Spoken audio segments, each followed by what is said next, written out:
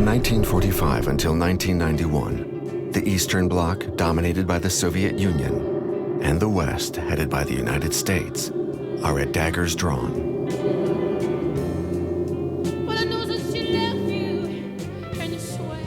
In August 1945, to put an end to World War II, the United States, for the first time in history, drops 2 atom bombs that kill or irradiate 100,000 human beings in 1 second.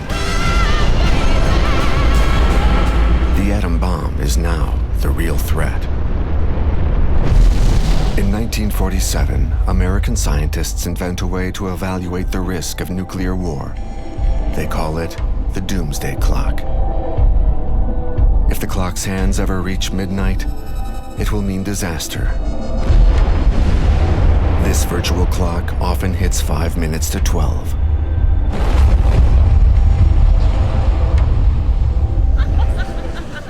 How did people manage to live with the permanent tension that is the foundation of our world today?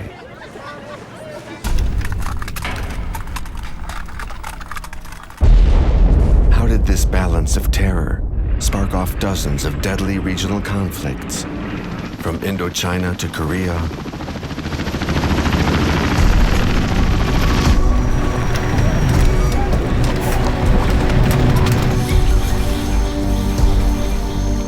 and from Vietnam to Afghanistan? Wars that we will relive here through archive footage, some colorized, and home movies and photos. It all begins with the big rift between East and West.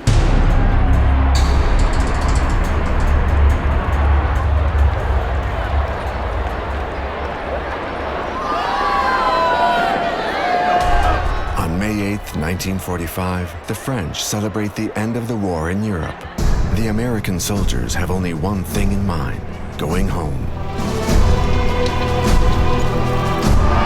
But they know they may still be shipped off to Japan, who has yet to surrender. Moscow, June 24, 1945. Time on the Kremlin clock is set by Stalin, the master of Russia, which is called the Union of Soviet Socialist Republics, the USSR. Stalin hails himself as the sole winner of World War II, even though he owes his victory to the sacrifice of 25 million Soviet lives and $200 billion of Western aid.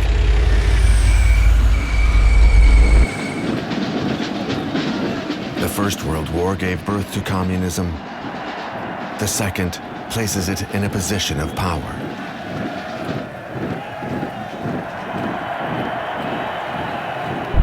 Stalin has just seized over 2 million square kilometers of European territory and its 100 million inhabitants, imposing communist rule everywhere.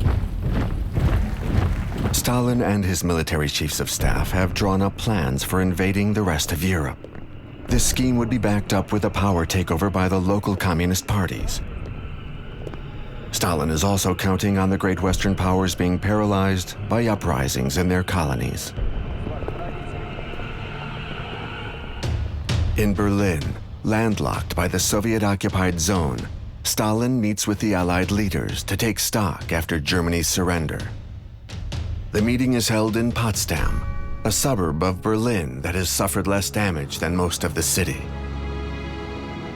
The American and British delegates are able to admire the results of their air raids, of the Russian artillery, and Hitler's suicidal tenacity. The aftermath of war. Only weeks after the end of Nazi Germany, mounting apprehension sets in. Will this meeting of the Great Alliance be able to maintain peace? Stalin arrives on July 17, 1945, for 2 weeks of summit meetings. In Potsdam, maximum security is provided by an army of 17,000 officers and men of the NKVD, the Soviet political police. One of its chiefs close to Stalin is Lavrenti Beria. Stalin refers to him as the head of our Gestapo, Or our very own Himmler, a sinister allusion to Hitler's police.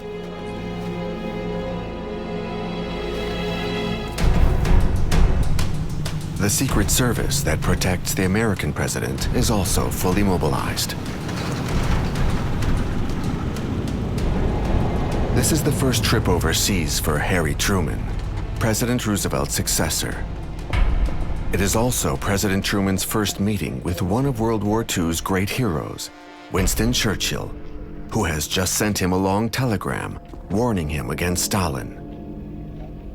Churchill writes, "An iron curtain has been drawn down by the Russians all along their front. We do not know what is going on behind." Truman sizes up his opponent.